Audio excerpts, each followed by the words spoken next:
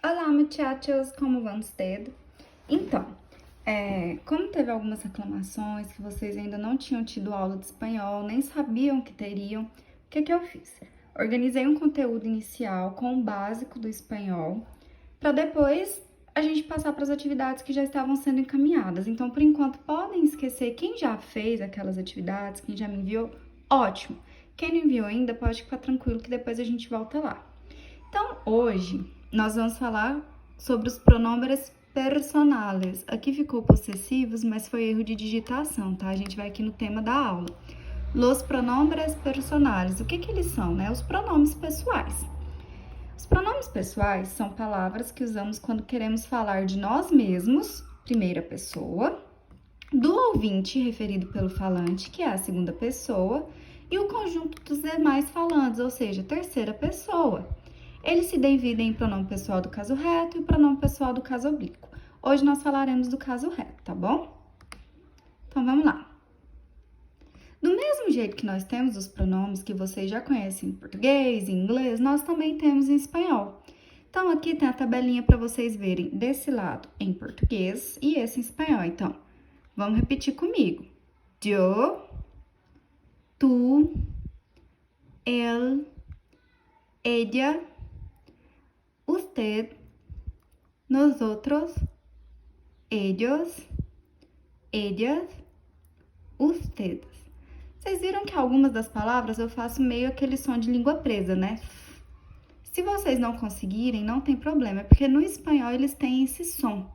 Mas se vocês não conseguirem, o importante é entender. Falou usted e usted, dá para entender, então é só questão de pronúncia mesmo.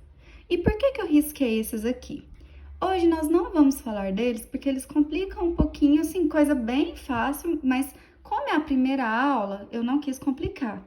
Então, cortei esses dois e depois a gente fala deles. Vamos focar só nos que não estão cortados, que é bem o equivalente em português. Então, yo significa eu, tu significa tu ou você, né?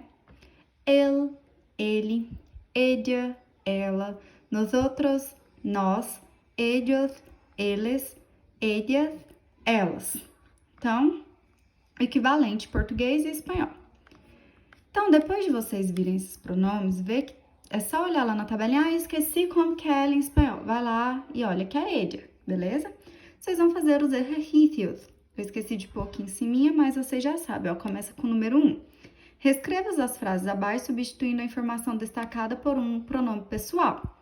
Então, vocês vão analisar a frase e vai substituir pelo pronome. Por exemplo, Laura e tu são buenas alunas. Laura e tu. Então, a Laura e você em português. O que eu substituo? Laura e você, se eu estiver falando, são vocês. A Laura e você são vocês, porque eu que estou falando. Então, vou ver como que é vocês.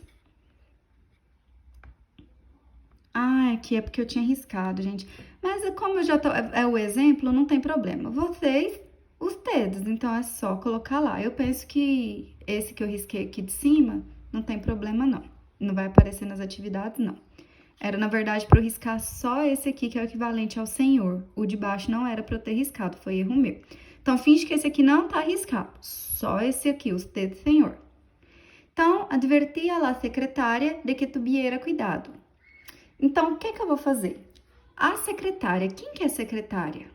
Ela. Eu adverti a ela para que ela tenha cuidado. Então, vou procurar o ela em espanhol e reescrever a frase tirando o destacado e colocando o pronome pessoal. E a letra C é a mesma coisa. E a número 2.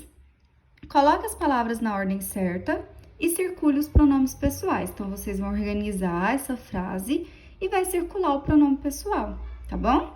Então, é só isso. É só isso mesmo. Desculpem ter riscado essa aqui, tá? O equivalente de vocês é os tedes. Só esse usted que confunde um pouquinho, que é o riscado, que a gente não vai falar dele hoje. E qualquer dúvida, como é a primeira aula, podem me chamar, treinem a falar. Lembrando que não precisa ficar perfeito, desde que dê para compreender. E não precisa ter vergonha em me perguntar. Não pode ter vergonha em me perguntar. Eu tô aqui para isso, tá? Então, hasta luego. Até a próxima aula.